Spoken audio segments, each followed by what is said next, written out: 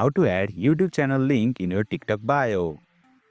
Hey there, welcome to Insightful Tutorials. In today's video, I will show you the easiest way to add your YouTube channel link to your TikTok bio.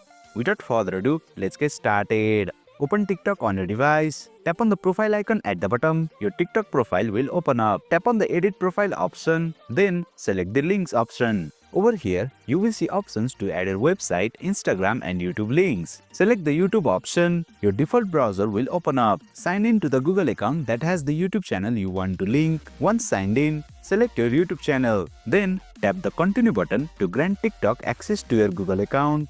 As you can see, my YouTube channel has been linked. Now go back to your TikTok profile. Then refresh the page and boom! You have successfully added your YouTube channel link to your TikTok profile. Previously, it used to show as a YouTube button, but with the recent update, you will now see your YouTube channel link on your profile. That's it for today's video. If you found this video insightful, please don't forget to hit the like button and make sure to subscribe to our channel for more insightful tutorials.